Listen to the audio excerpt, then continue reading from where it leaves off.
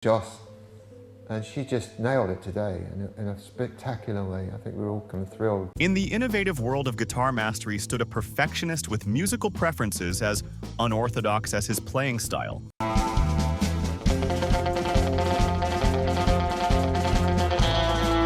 Jeff Beck, the virtuoso celebrated as one of rock's most extraordinary instrumentalists, wasn't only a groundbreaking guitarist who fused blues, rock, jazz, and fusion into something entirely his own. He was also a man who analyzed other bands with an intensity that often bordered on scientific fixation. Really, I saw him with John McLaughlin way back. He's just loving it. I don't know any other drummer that becomes part of it. Yeah. Welcome to another episode of Music Rivalry Exposed, where today we explore the captivating story of Jeff Beck and the 6 bands that reportedly consumed his creative imagination. The London-born legend behind unforgettable tracks like Beck's Bolero and A Day in the Life was defined by his relentless quest for musical perfection, a pursuit that frequently led him into controversial territory. Every great guitarist is really just a great listener, Beck is said to have explained to Guitar Player magazine in 1975. The real difference between being good and being great is how deeply you study what came before. And study he certainly did, sometimes to such extremes that it unsettled fellow musicians and puzzled die-hard rock traditionalists. From whispered confrontations at exclusive dinner parties to subtle borrowings woven into recordings, Beck's connections with these bands revealed not only personal fixations, but also larger questions about the very nature of artistic growth. Some of these influences were embraced openly.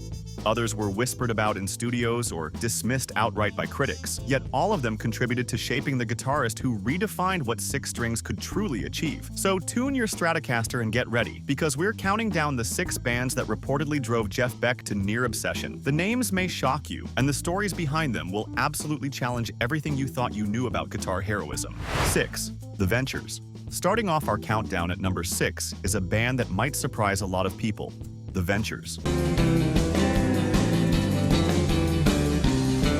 Known as pioneers of surf rock instrumentals, they carved out their legacy with twangy guitars, heavy reverb, and melodies that could stand on their own without a single lyric. At first glance, they might not seem like the kind of group that would inspire someone as complex and experimental as Jeff Beck, but that's exactly why their influence mattered so much. And as we became friends, we started getting together. Beck's fascination with the Ventures reportedly began in 1960 when he first heard their breakout hit Walk Don't Run blasting across pirate radio stations in England. At a time when the British rock scene was still in its infancy, Beck was struck by how powerful their music sounded without a frontman delivering vocals. According to music journalist Chris Welch, Beck once told his Yardbirds bandmates, "These guys proved you don't need lyrics to tell a story. Every note counts when there's nowhere to hide." That remark didn't just stay in the rehearsal room. Welch claimed it quickly circulated through London's tight-knit music community, cementing the Ventures as a hidden obsession of one of Britain's rising guitar stars. What really captivated Beck wasn't just the catchy surf riffs, but what the Ventures represented in a larger sense. At the time, most British musicians were fixated on American blues and R&B vocalists. Bands were being formed around singers, not guitarists. Yet here was a group that flipped that formula completely, proving that the guitar itself could carry an entire song, becoming the storyteller rather than the background instrument.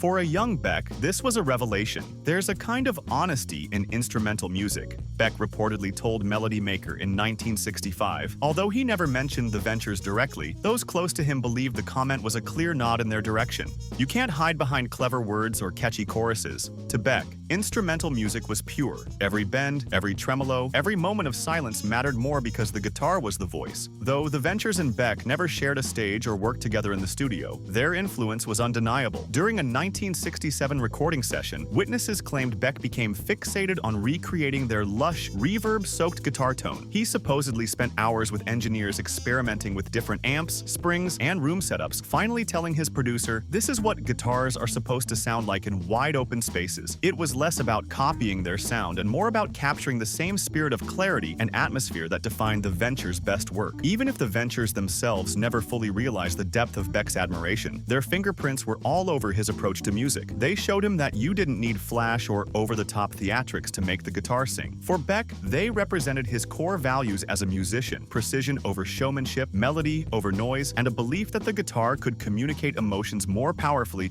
than any words ever could. 5. Cream. Coming in at number 5 is Cream, the powerhouse trio of Eric Clapton, Jack Bruce, and Ginger Baker. Together, they rewrote the rules of late 60s rock. Yes, we party on the cut line.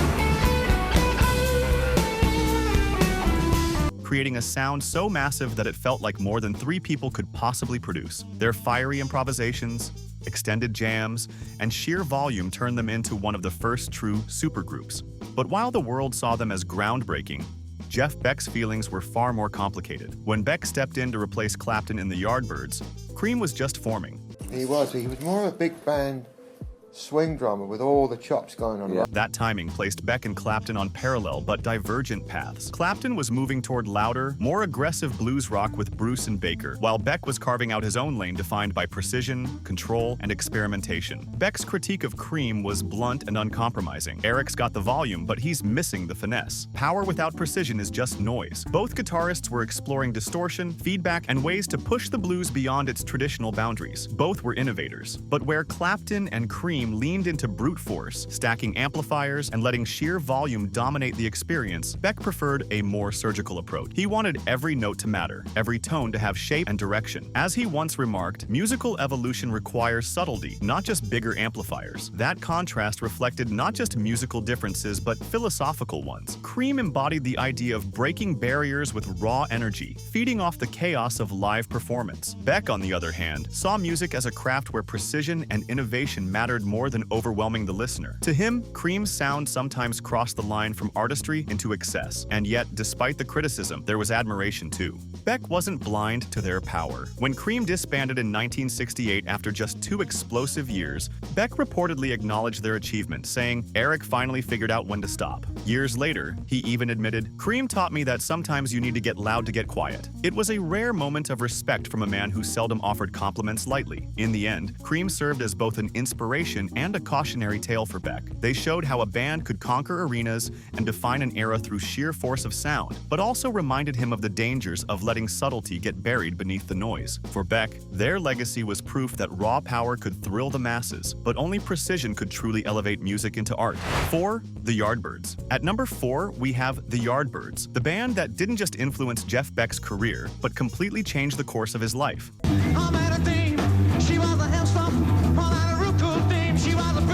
Beck first encountered them in 1963, when Eric Clapton was still holding down the lead guitar spot. Watching from the audience, Beck's reaction was direct and brutally honest. I have done other music after the Yardbirds, but anyway, somebody told me I should be proud tonight. That's exactly what I want to do, but better. For a guitarist already obsessed with pushing sound into uncharted territory, the Yardbirds represented both an opportunity and a challenge. Not long after, fate came calling. Clapton departed, and Beck was invited to step into his shoes, an offer that catapulted him straight into the center of London's exploding blues rock scene. To Beck, it was like inheriting a finely tuned race car. You respect what came before, but you want to see how fast it can really go. But with that opportunity came immense pressure. Fans and critics alike expected him to honor Clapton's established style, while Beck himself burned with the desire to create something new. His bandmates recalled that in early rehearsals, Beck would carefully run through Clapton's solos note for note, not as imitation, but as foundation. Then, almost like an architect demolishing part of a structure to rebuild it stronger, he would twist those familiar lines into something no one had heard before. As he explained,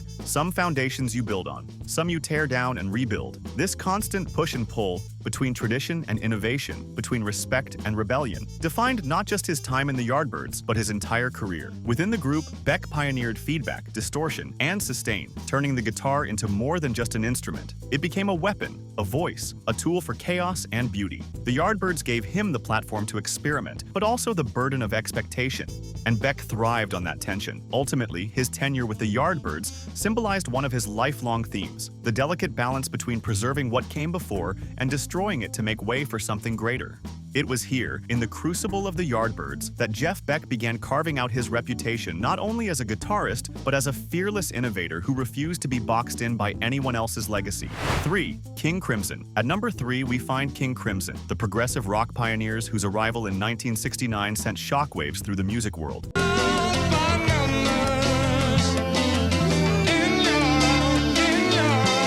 Their debut album, In the Court of the Crimson King, didn't just impress Jeff Beck, it left him absolutely stunned. Open themselves to this relationship with music, and for that, One needs a discipline. Listening to those sprawling, otherworldly tracks, Beck reportedly said, they took all the safety out of rock music. Every chord change is like stepping off a cliff. What gripped Beck wasn't just the sound, but the philosophy behind it. Unlike most bands of the time who still leaned on verse-chorus structures, King Crimson refused to play it safe. They used jagged rhythms, unconventional harmonies, and complex time signatures that baffled even seasoned musicians. These weren't simply songs, they were labyrinths of sound, designed to challenge both player and listener at every turn. Beck, always searching for the next boundary to break, became fascinated. According to accounts from his bandmates, he even tried learning King Crimson's material during rehearsals, but the complexity left his own group confused and frustrated. It was as though Beck was chasing something just beyond his grasp, music that demanded a different kind of discipline than rock traditionally required. His admiration for King Crimson went beyond imitation. In 1972, Beck reportedly approached members of the band about a potential collaboration. Their response was cool, even dismissive. Jeff's technique is impressive, but our music requires a different kind of mathematical thinking. For Beck, who prided himself on his unmatched skill, this rejection hit hard. Rather than sulk, he used it as fuel. Friends and colleagues noted that after the encounter, Beck plunged into music theory with a new intensity, determined to understand the structures and patterns that Crimson had mastered. It wasn't about copying them. It was about stretching his own limits to meet the challenge. King Crimson represented something crucial for Jeff Beck,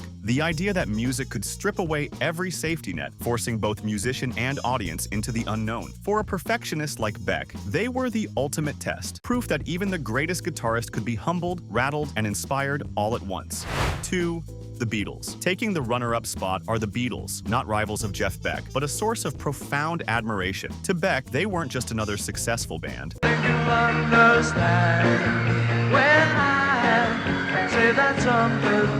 They were proof that popular music could evolve into something closer to high art.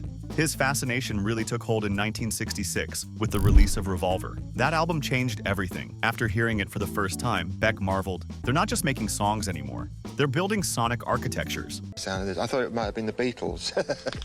And I look in there as a bench with about 20 guitar players there with all their cases. For a guitarist obsessed with pushing boundaries, this was a revelation. The Beatles had found a way to transform 3-minute tracks into intricate soundscapes.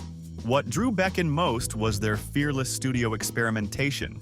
He was captivated by the way George Martin and the band were layering instruments, manipulating tape loops, and reshaping guitars until they sounded like entire orchestras. Guitars aren't supposed to sound like orchestras, but somehow they made it work, Beck observed. For someone constantly searching for new textures, it was like hearing the future. By 1968, Beck was recording his own projects at Abbey Road, right as the Beatles were working on their later sessions with Martin. Staff and engineers recalled him spending long hours in conversation with the studio team, peppering them with questions about the Beatles' methods, how they achieved backward recordings, tape delays, and layered harmonies that felt almost impossible to replicate. To his own bandmates, Beck explained what he was learning in philosophical terms. Some musicians perform music, some musicians sculpt it. The really great ones do both. It was a statement that summed up exactly what he admired about the Beatles. They weren't just playing songs, they were constructing entire worlds of sound. For Beck, the Beatles validated a belief he already carried, that imagination and innovation mattered as much as technical mastery. They proved that rock music could evolve into something radically different, something that challenged audiences and musicians alike. Their influence confirmed to him that the guitar, and the studio itself, could be limitless tools of creativity. 1. The Shadows. And finally, at number 1, The Shadows, the band that, more than any other, shaped Jeff Beck's entire approach to guitar playing. It all started back in 1960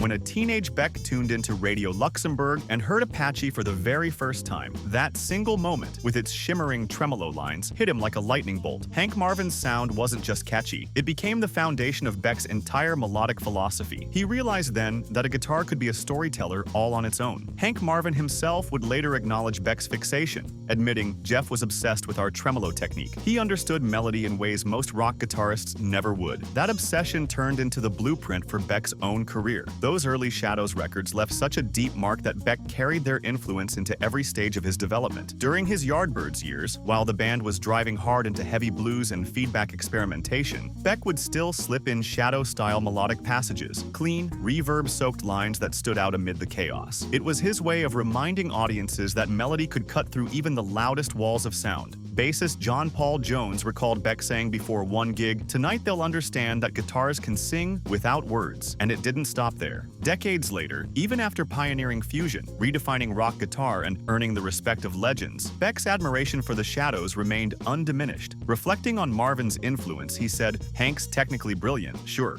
but more importantly, he taught me that every note should mean something." Has any other guitarist made instrumentals your grandmother and your girlfriend both love equally? Music should communicate, not just demonstrate. For Beck, the Shadows weren't just an influence. They were proof that simplicity, when delivered with precision and soul, could outlast any trend. They gave him the conviction that melody mattered most, and that principle stayed at the heart of his playing until the very end. So there you have it, the 6 bands that captured Jeff Beck's imagination and shaped his genius. Now it's your turn. Which of these influences shocked you the most? Was it his lifelong devotion to the Shadows, or his fascination with King Crimson's daring complexity? Maybe it was his relentless curiosity about the Beatles that caught you off guard. Let us know in the comments below. And don't forget to hit like, subscribe, and ring the bell so you never miss more untold stories from the wild, unpredictable world of rock history.